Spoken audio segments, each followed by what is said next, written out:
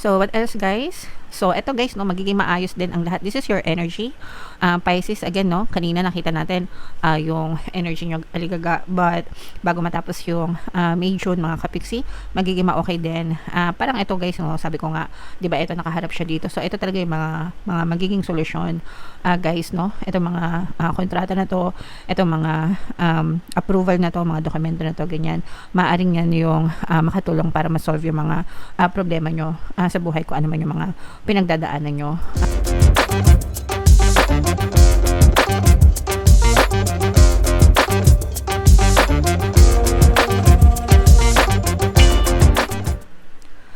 Hello guys, hello Pisces, welcome back to Pinoy Pixie Tarot. Ang pamagat ng episode natin for tonight is messages from the universe para ngayong May to June para sa Pisces, Sun, Moon, Rising, Sign, and Venus.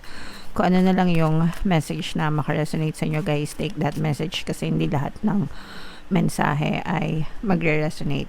And also mga kapiksi, sa mga naghahanap ng mga pampaswerte na Lucky Charms bracelet, may mga items tayo, products sa description box nitong video. Click nyo lang yung mga items doon guys para ma-check nyo yung mga products and makapag-check out na kayo mga kapiksi. So, yung first message natin, Pisces, this is your energy, no? King of the Roses in reverse, mga kapiksi. This may also be another water sign energy, Cancer, Pisces, Scorpio. Pero, we have this in reverse, guys. So, ibig sabihin nito, guys, medyo may konting bumabagabag, disturbed yung energy nyo. Ibig sabihin, guys, pag sinabing disturb, medyo merong konting bumabagabag sa inyo. Baka meron kayong mga bagay na iniisip, mga kapiksi. Pwedeng may mga challenges or pwedeng may mga problema na pinagdadaanan kayo, guys. Okay? So, kung ano man yan, magiging ma-okay din ang lahat, mga kapiksi. This too shall pass, no? Sabi nga, guys, every time na nagkakaroon ng problema, guys, sabihin nyo lang, this too shall pass. Lilipas din ito, excuse me. Sorry. Sabihin nyo lang, this too shall pass, lilipas din ito para malampasan nyo ng maayos yung mga problema sa buhay nyo. Wag natin masyadong seryosohin or wag natin masyadong damdamin yung mga problema kasi normal lang yan guys, no? Lahat yan, lahat tayo dumadaan sa mga challenges. Iba-iba lang ng level, iba-iba lang ng degree, iba-iba lang ng uri, mga kapiksi. And dahil nga magulo yung isip nyo, mga kapiksi, parang yung mga plano nyo nagugulo din, no? Or magulo yung mga plano nyo, no? Pwedeng magulo yung plano nyo or nagulo yung mga plano nyo, mga kapiksi. So, ibig sabihin, you have to revisit your plans, guys. Baka yung mga plans na ginawa nyo sa buhay nyo, especially kung meron kayong mga sinet na goals at the beginning of the year, di ba? Every year, nag-a-advise ako sa inyo guys na mag-set ng mga goals sa buhay. So, for some of you, pwedeng meron kayong mga sinet na goals pero yung mga plano nyo hindi umaayon sa mga goals nyo, mga kapiksi. So, pwede kayong mag-adjust, pwede nyong pag-aralan ulit, guys, and itama yung mga plano nyo or ayusin yung mga plano nyo sa buhay, mga kapiksi. Excuse me. So, another message para sa inyo, Pisces. The lookout. Ito guys, no, obvious na for some of you, medyo meron talagang bumabagabag, meron talagang problema.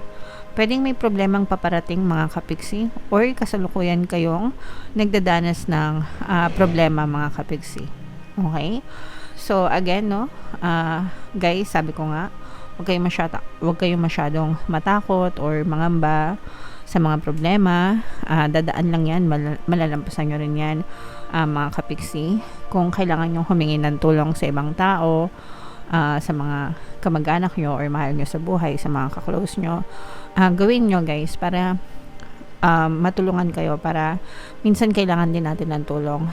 Although may mga times talaga na kung kakayanan natin mag-isa gagawin natin, pero may mga times na kailangan din natin ng tulong ng ibang tao. So huwag kayong mahiyang humingi ng tulong sa kanila para mas maging mabilis at mas maging magaan yung pagdadala ng problema nyo, mga kapiksi. Okay?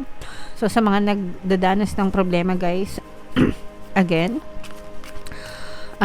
sabihin nyo lang, this too shall pass, lilipas din ito, no? Para huwag kayo masyadong manega, mga kapiksi. And kailangan lang ilagay sa tamang balanse, no? Yung mga bagay-bagay, mga kapiksi, di ba? You cannot appreciate light without darkness, and you cannot appreciate darkness without light. And dapat guys, nasa tamang moderation lang lahat ng ginagawa natin, lahat ng desisyon natin, mga kapiksi. Okay, lahat as in lahat. For some of you guys, no, this may also be a very good indication na maaaring may mga kontrata, no, agreement na dumating sa inyo na pwede itong makapag-solve ng mga problema pinagdadaanan nyo. And also for some of you, mga kapiksi ko, meron din kayong mga nilalakad, no, na mga dokumento, mga approval, mga loan, ganyan, application, no? Maaari kayong makatanggap ng magandang balita tungkol dyan sa mga yan. And again guys, no, sabi ko nga, maaari din itong maging tulong, solusyon sa mga problema na pinagdadaanan nyo. So, i-main-main nyo na yung mga magagandang kontrata na yan, yung mga magagandang dokumento na yan, mga kapiksi. Excuse me. So, what else guys? So, eto guys, no, magiging maayos din ang lahat. This is your energy.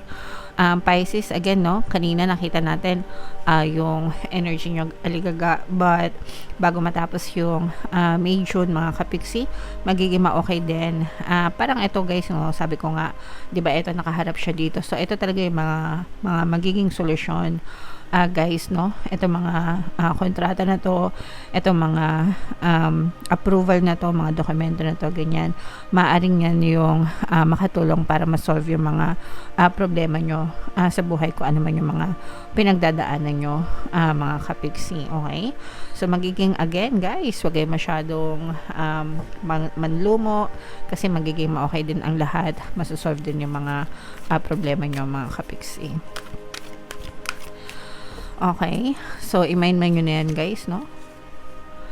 And ito naman, mga kapiksi, views of the ego in reverse. Ito, this is also a very good message, mga kapiksi, na kung nakaranas kayo dati ng mga pambubuli, ng mga pangmamarites, ng mga atake, no, ng ibang tao, parang unti-unti na silang naglalaho or maglalaho sa paligid nyo, yung mga very toxic na tao, yung mga very toxic na energy sa paligid nyo, yung mga naninira, yung mga marites, ng chichismis, ng babash, ganyan. Yung mga walang magawa sa buhay, no?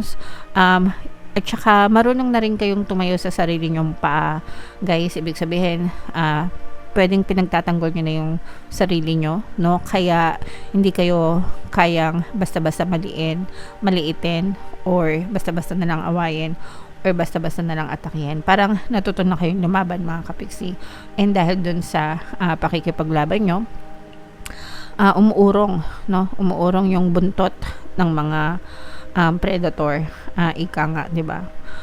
Prey and predator. Yung predator, sila yung umaatake, di ba? So, umuurong sila sa inyo, mga kapiksi, na umuusog yung mga buntot nila, nababahag yung buntot, yun ang tawag doon, yung mga tipong naduduwag, ganyan. So, as long as wala kayong ginagawang mali, no, you stand up for your own beliefs, mga kapiksi, wala kayong sinasamantala or hinahamak na ibang tao, guys, no, okay lang yan, na ipaglaban nyo yung dapat nyong ipaglaban, guys. Okay? So, ito yan. I-mind nyo na yan, mga kapiksi, yung tatantanan ng mga toxic, alis yung mga basher, mga marites, itong mga magagandang kontrata, mga approval ng mga documents, no?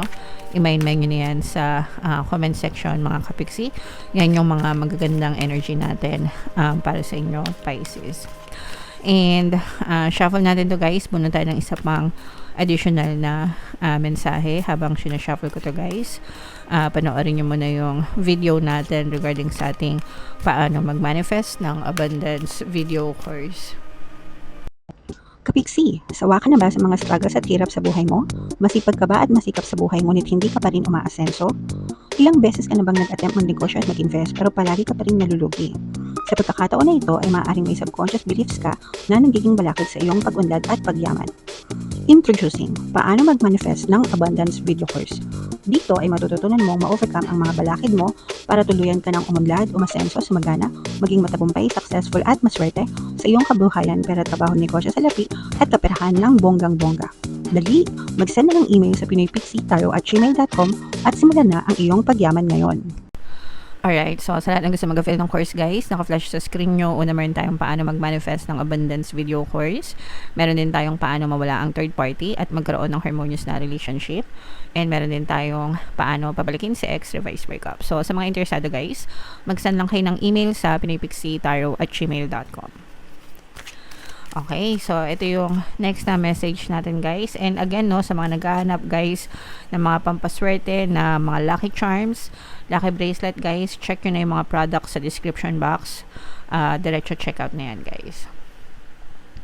So ito yung additional na message sa inyo guys. Trust your path, no? If you knew you would be supported, what would you do?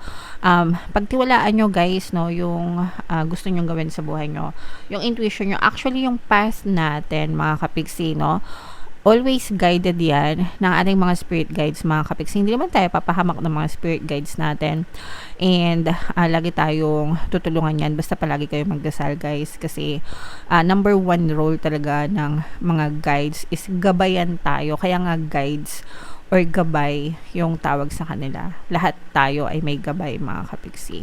And palagi tayong ginagabayan sa tamang landas, no? Kaya dapat talaga palagi tayong nagdadasal. Okay? So alisin nyo na yung mga takot, yung mga duda sa isip nyo.